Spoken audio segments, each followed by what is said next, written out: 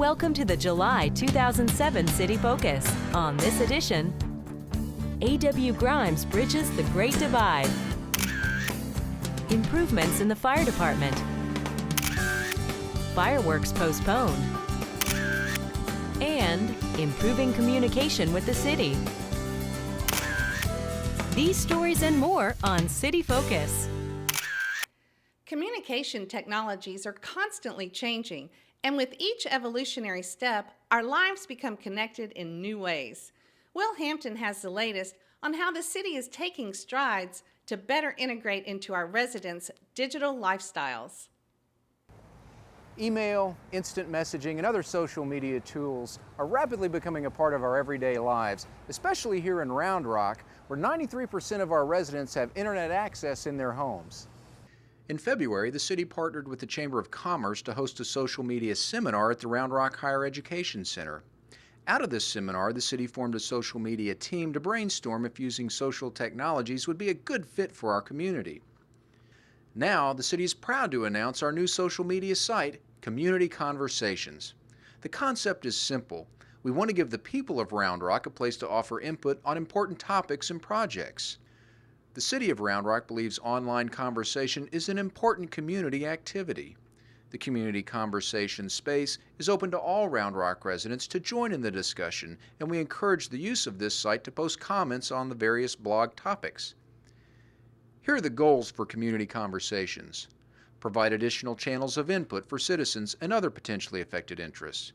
Increase the transparency of the city's decision-making processes. Facilitate a sense of community. And reach new audiences with city messages and information. Community Conversations is just one of many avenues the city has for public input. Not every issue the city faces will necessarily be addressed here. But check out Community Conversations today at roundrocktexas.gov/cc.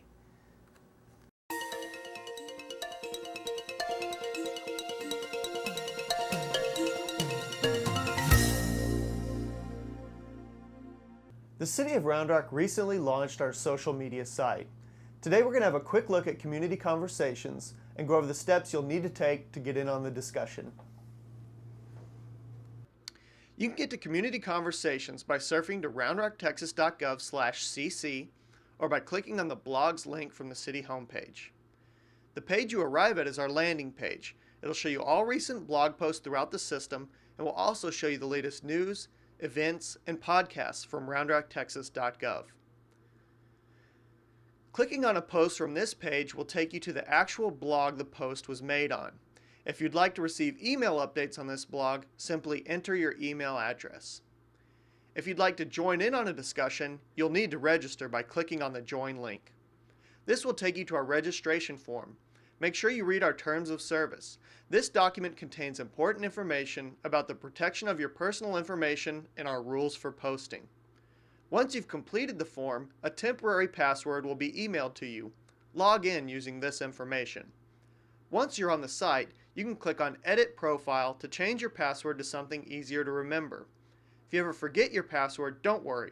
You can click on the I Forgot My Password link on the Sign In page to be issued a new one. Once you've registered and signed in, you'll be able to comment on the various blog posts. Take some time to explore Community Conversations at roundrocktexas.gov/cc. We look forward to hearing from you.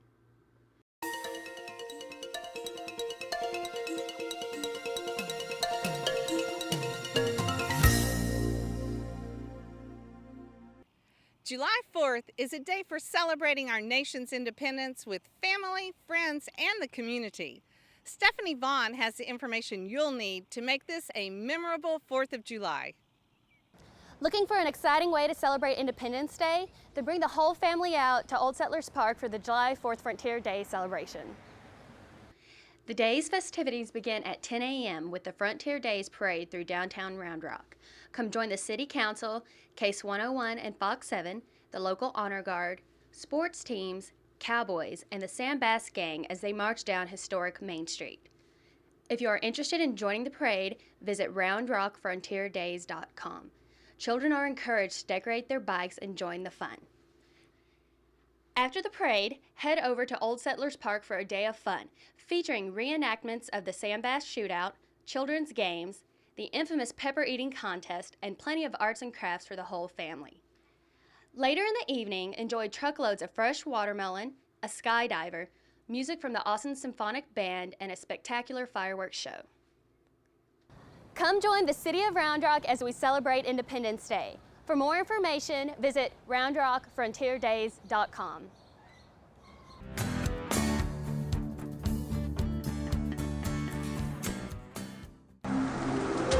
Floodwaters are extremely fast and unpredictable. More than half of flood-related deaths are from people drowning when they drive on flooded roads. That looks really bad. We'll be fine. Doesn't look that deep. Our SUV can go anywhere. Most vehicles can be swept away in only 18 inches of water. Just a few more inches will float larger vehicles like an SUV or minivan. Please, make the right decision. Turn around. This message is brought to you by the Susquehanna River Basin Commission.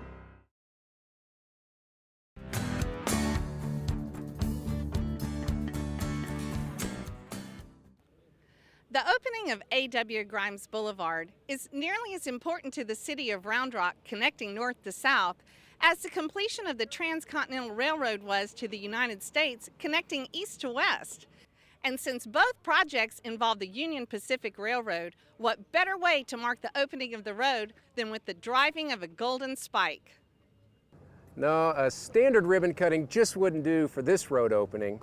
The completion of A.W. Grimes Boulevard is probably the most long-awaited, much anticipated project in Round Rock history. Well, it has been a long time coming, but boy, is it worth it. I mean, today we're crossing the two barriers of mobility in Round Rock, Union Pacific Railroad and Brushy Creek. Bridging those two barriers has been a problem in Round Rock for many years. The initial planning for A.W. Grimes began in 1998. The first phase was completed in 2003. The second phase, which provides that crucial connection over the creek and under the railroad, at long last opened on June 13th. A lot of our traffic movements, people want to go north and south in the city, but because of the creek and the railroad, they've had to go a long way out of their way to the east or west to make what, in many cases, is a relatively short trip. The city invited representatives from neighborhoods, business, public safety, and the school district to talk about the impact A.W. Grimes Boulevard will have.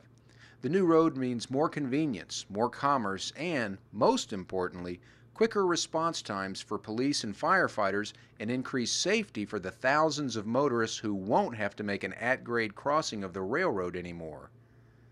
All these school buses now will not have to cross in East Round Rock at grade on, over the railroad tracks. They can safely go underneath these trestles. And he said, Dan Roberts said, cut 20 minutes off the time it takes a lot of our children to get to some of these schools in East Round Rock. That is fabulous. That just goes to show you how important mobility really is to East Round Rock and all of Round Rock for that matter.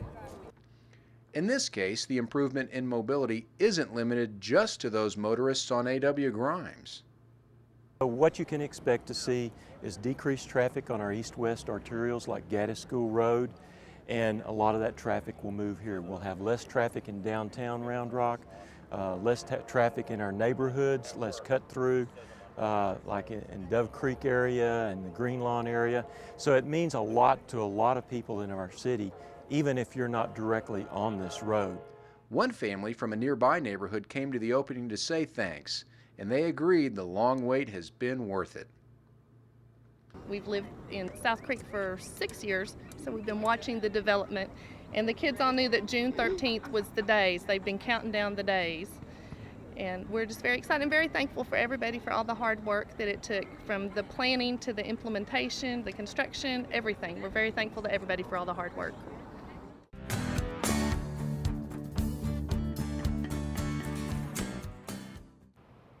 Having top-rate fire coverage not only keeps us safe, it helps keep the cost of insurance in the city low. Charles Dittman has the details on the city's upgraded Public Protection Classification. The Insurance Services Office, or ISO, evaluates the risks associated with the fire protection services the city provides and recommends a Public Protection Classification rating. Insurance companies use this rating to set premiums for an area. In May, the State Fire Marshal's Office raised Round Rock's public protection classification rating to a Class 2 from a Class 4 based on the ISO's evaluation. This rating goes into effect October 1st. The better your ISO rating, being 10 being the bottom, 1 being the best, the closer you are to a number 1, the better service that you're prepared to give to your community. So yes, going from a 4 to a 2 says that we're very much on the right track here in Round Rock. The upgraded rating is good for citizens because it is used to assess property insurance rates. A better rating should translate into lower insurance rates for your home or business. Later on this year, we will open Fire Station 7.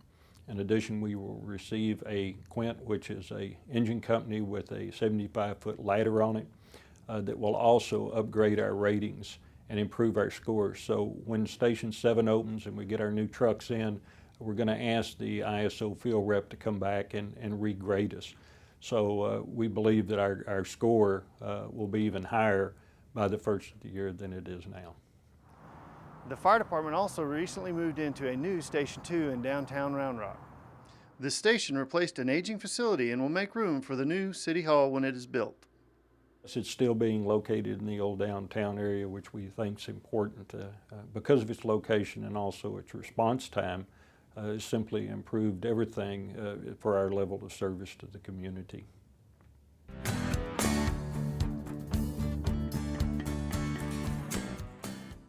Time Warner Cable's digital phone presents Movies in Your Park, Round Rock. Enjoy your favorite movies under the stars at Old Settlers Park. Join us Friday, July 13th for Charlie and the Chocolate Factory. Bring your blankets and chairs and enjoy this free family event. Movies in Your Park is brought to you by Time Warner Cable's digital phone and benefits the City of Round Rock's Parks and Recreation Community Service projects.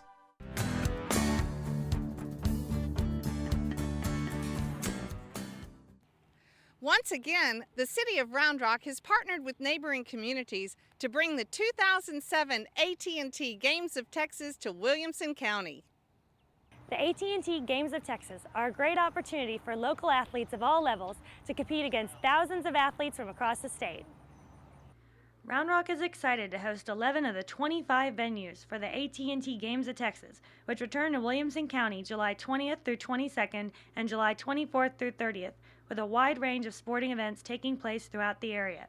Last year's games brought $4.7 million into our local economy as visitors stayed in our hotels, dined in our restaurants, and shopped all over town.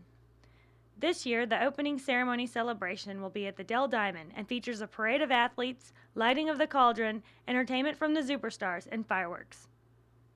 The Texas Amateur Athletic Federation is a grassroots athletic program for all ages and ability levels. We invite you to the AT&T Summer Games of Texas. So find out how to qualify. We hope to see you there. The games provide an opportunity for local leagues to participate in a statewide competition. Athletes can compete in sports ranging from archery to badminton to fencing and track and field. The AT&T Games of Texas have added new sports for 2007, including a triathlon, washers, basketball, girls volleyball, and 3v3 soccer. Have you signed up yet? Visit taft.com/Games of Texas to register today. To volunteer, call the Parks and Recreation Department at 218-5540.